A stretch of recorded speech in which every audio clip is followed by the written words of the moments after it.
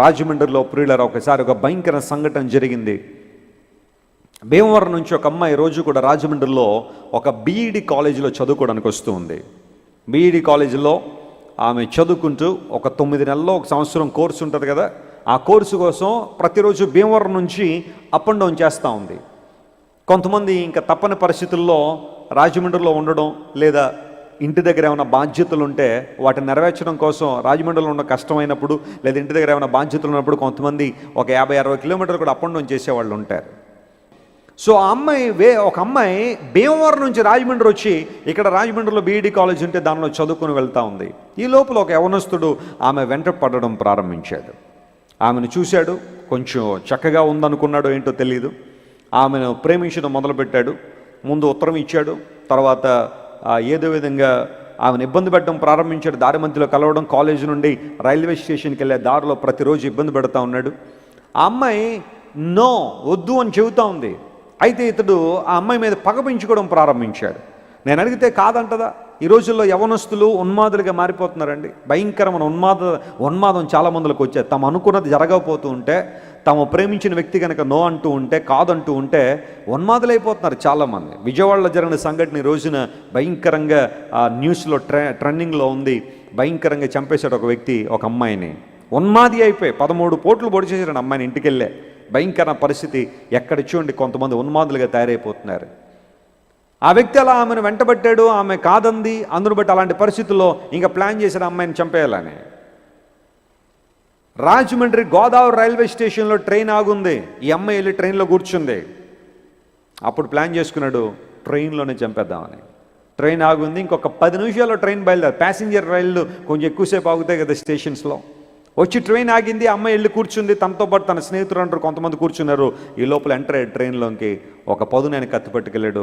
భయంకరంగా ఆమె మీద దాడి చేశాడు. కుప్పకూలిపోయింది ట్రైన్లోనే. ఎవ్వరూ ఆపలేకపోయారండి. ఎందుకంటే అతని ముఖంలో ఉన్న ఉన్మాదం అలాంటిది. ఎవరు వచ్చిన మీదకి వాళ్ళని కూడా దాడి చేసేలాగా అందరూ కళ్ళతో అలా చూస్తూ ఉండగానే ఆ అమ్మాయిను భయంకరంగా ఇబ్బంది పెట్టేశాడు. కుప్పకూలిపోయింది.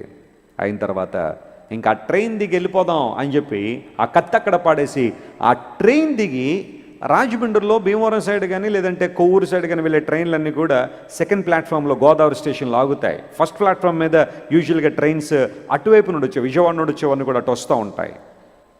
ఎప్పుడైతే ఈ అమ్మాయిను భయంకరంగా ఇబ్బంది పెట్టి హతమార్చాడో అక్కడ నుంచి ట్రైన్ దిగి పారిపోదామని చెప్పి ఆ ట్రైన్ దిగి ఒక పట్టాలు దాటి ప్లాట్ఫామ్ ఎక్కాలి. వచ్చాడు, ఆ ట్రైన్లోంచి గబాలను దూకాడు. ఆ పట్టాల మీద నుండి ప్లాట్ఫామ్ ఎక్కుదాం అనుకున్నాడు. అలా దూకే ప్రక్రియలో అటు నుండి ఒక ట్రైన్ వస్తుంది. ఈ కంగారులో చూసుకోలేదు. వచ్చేలాగానే ట్రైన్ కొట్టగానే అక్కడే కుప్పకూలిపోయి నుజ్జు అయిపోయి చచ్చిపోయాడు. ఒక్కడు కూడా బాధపడలేదు వాడు చచ్చిపోతే. కారణం ఏంటో తెలుసా? వాడి దుర్మార్గత లాంటిది. ఒక్కళ్ళు కూడా బాధపడలేదు. వాడికి అలాగే జరగాలి. మానవ మనసు ప్రతీకారణ కోరుకుంటుంది కాబట్టి వాడికి అలాగే జరగాలని ఎవరు బాధపడలేదు. అతని మరణం తనుముకుని వచ్చింది. పాపంలో వచ్చే జీతం ఏంటది? మరణం. నువ్వు ఏ పాపాన్ని చేస్తున్నప్పటికీ కూడా, ఒకవేళ ఏ పాపంలో కొనసాగుతున్నా నేడు నీకు ఆనందంగా ఉండొచ్చేమో, కానీ ఒక రోజున ఆ పాపమే నిన్ను ఏం చేస్తుందట? పట్టుకుంటుంది.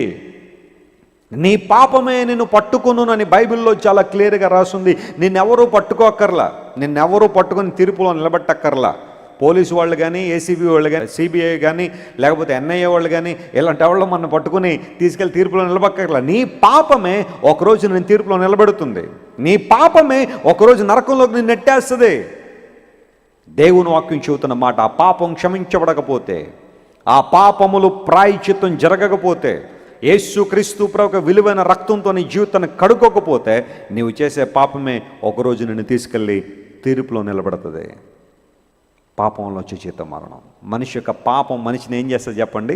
పట్టుకుంటుంది అని బైబిల్లో ఉంది.